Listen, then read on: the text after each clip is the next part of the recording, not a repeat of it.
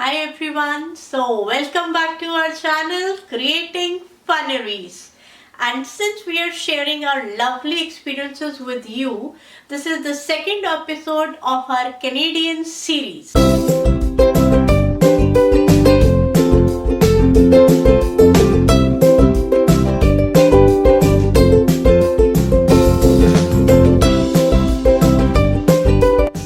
Now, as you know, we got our PR and we have to move to Canada. So, we completed the first step. What is the next step?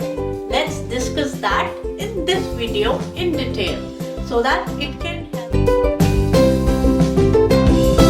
As we have seen, that many people move to Canada from different countries, but moving from your home country like India is totally different experience than moving to Canada from some other country. Like we moved to Canada from UAE. We were in Dubai for last 9 years and then we have to move here. So the steps, the things which you need to close, which you need to do before moving to another country, what do you want to do with your things, with your furniture, your documents, your bank accounts, that all has to be done before you leave the country. Since the rule and the things over here in UAE are very strict regarding your documentation. So you really need to follow the certain step to do it. So what all we did, what all was our checklist, we'll discuss that in this video. And please do not forget to subscribe to our channel because that will motivate us for the videos coming forward.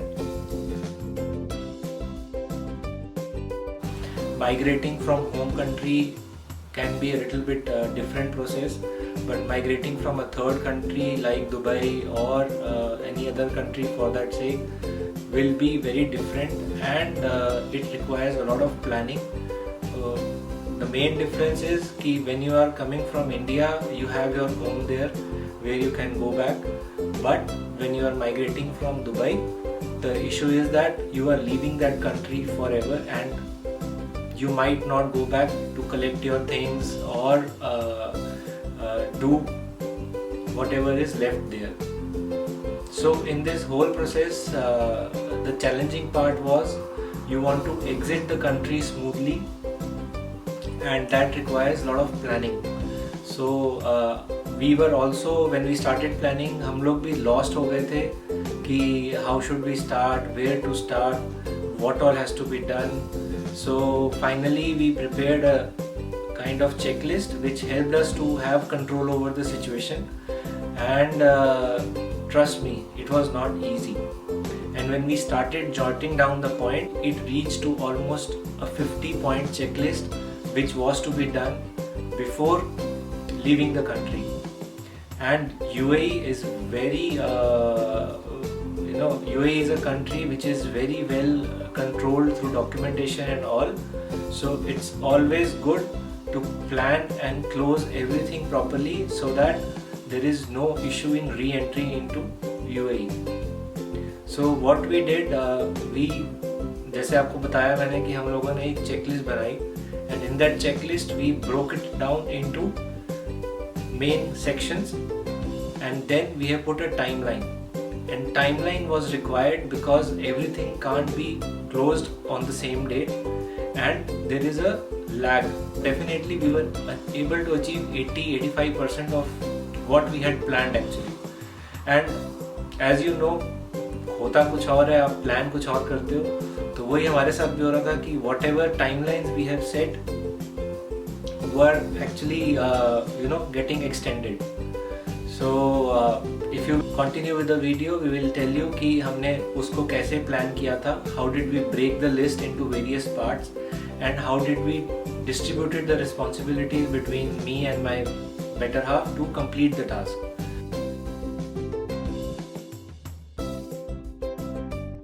So whenever you are leaving a country, definitely you don't have a house of your own. So you are in a rented accommodation. So what comes with a rented accommodation is that you have to hand over the property back to the landlord and get his clearance, which can be a time consuming job, as well as there can be some financial implications with that. So like in UAE ज़्यादातर leases में ऐसा ही होता है कि you have to give a notice, and that notice period ranges between 3 months and 1 month. It can go even higher. So अगर आप घर पहले खाली कर देते हो लीज खत्म होने से पहले, so landlord can charge you a penalty which is written in your agreement. So definitely before you plan any such move, you have to see what are the penalties in your lease agreement. That is one part. Second part is that when you are staying in a lease house, you are moving to another country, so you already have a lot of things in your house to make it your home. Then the next issue starts: what should we do with the cargo? Whether we should send it back to India, whether we should take it along with us, or whether we should sell it and take the money with us. So these three options are very difficult to choose because you have emotions attached with it.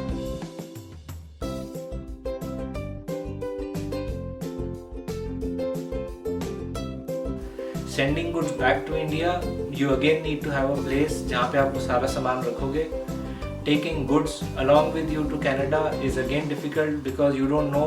आप first time जा रहे हो, where will you stay, how will be the house, आप उसको कहाँ accommodate करोगे. Selling, as you all know, selling things in Dubai, you might not get any value. So again, in that planning, वहाँ पे एक और चीज़ ऐड हो जाती है. You have to sort the things which are very emotionally attached to you. You would like to take them with you, which you can sell off, and third, which you have to send it back to your home country. So that's the second step. You have to segregate, start sorting the goods, and trust me, whatever आप लोग बेचने के लिए लगाते हो बहुत मुश्किल है बेचना.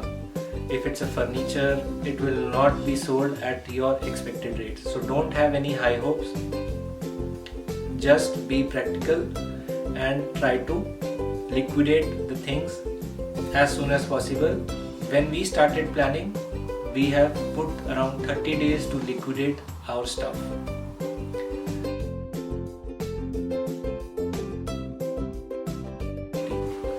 So then it starts with your schools. So since we had kids, so we have to plan in advance to put a request for transfer certificate in their school, which also takes a period of around 30 days to get it because it's come from Ministry of Education, and being a government authority, they can take their time depending upon the holidays. So that also has to be started at least 30 days.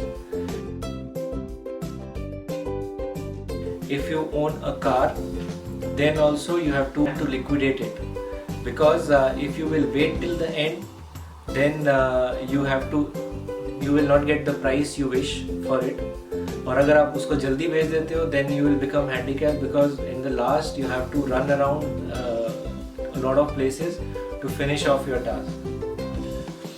So then also you should start listing of the car and everything at least a month before, because it takes its own time.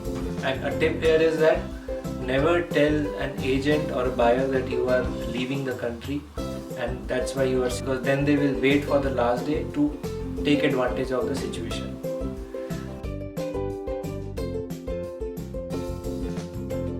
The next important thing was to wind up all the bank accounts and credit cards you have, because you don't want to miss any payment on those cards, and then you have a financial liability, penalty and everything on it. So list down all the credit cards you have and start closing one by one each of them.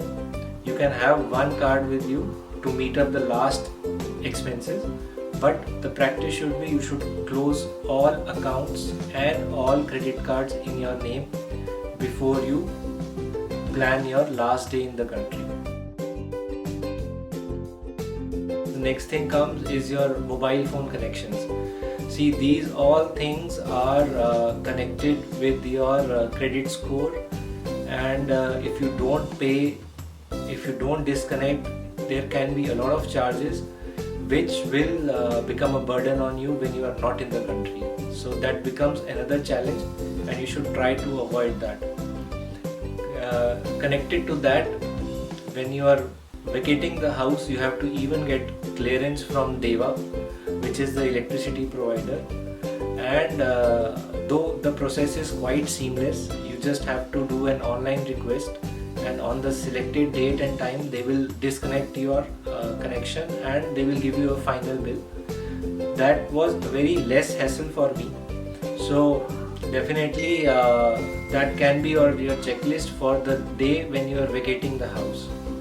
But remember, mobile connections are different, where you have to plan your cancellation of postpaid connections before the cycle begins. Suppose your cycle ends on 15th of the month, you should request at least by 10th or 12th to cancel the connection or change into a prepaid connection. In my case, I did not cancel my number.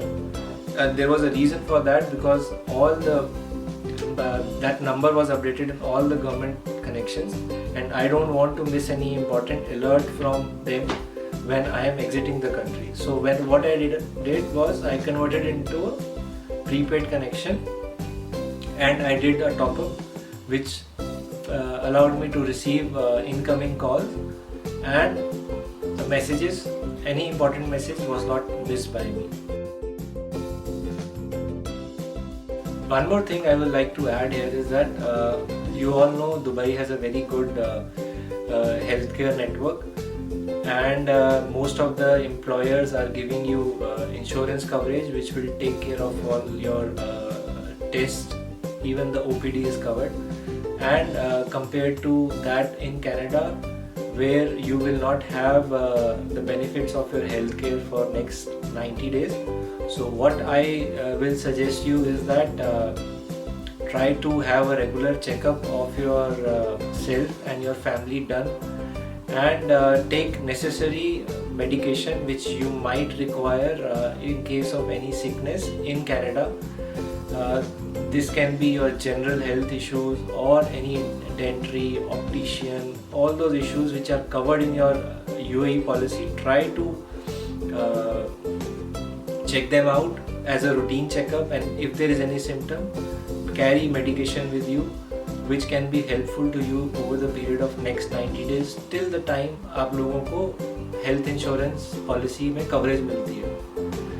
In our case, we were not sure in which province we will go, where we will settle down. So we also did a proper health checkup before coming under our UAE policies, and made sure that we carry enough medicine for next 3 months, because when you are traveling with kids, you have to take care of all those precautions.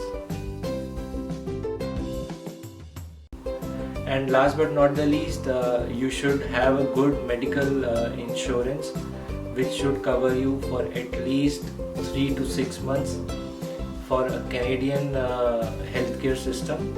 Because again, when you're traveling from Middle East, from extreme climate, extreme hot climate, यहाँ पे आके it's extremely cold environment. So definitely some infection, some sickness is inevitable. So you should healthcare insurance with you to avoid any contingencies. Because when you are settling in the new country, you already have a lot of expenses on you. So better pay some insurance and get this thing out of your mind. You have to plan your stay in Canada. If you are coming here with some relatives here, then definitely you don't have to worry about your stay. But when you are traveling here and you don't have any support from your family or near and dears, then definitely book a hotel or an Airbnb with a kitchen, so that you can at least save some money by cooking yourself and feel comfortable in a place like home. So this video has already become very long, so what I will do, I will share the checklist in the description box, which will give you a broad idea on how to plan your exit from Dubai and how much timeline each and everything takes in, considering holidays, UAE working days. So all those things has to be kept in mind. If you plan properly, then definitely it will be a smooth journey, and wish you all the best, and hope to see you all in Canada. And thanks a lot, and if you like the video, please show us by liking and sharing the video, and subscribe to our channel. Thank you.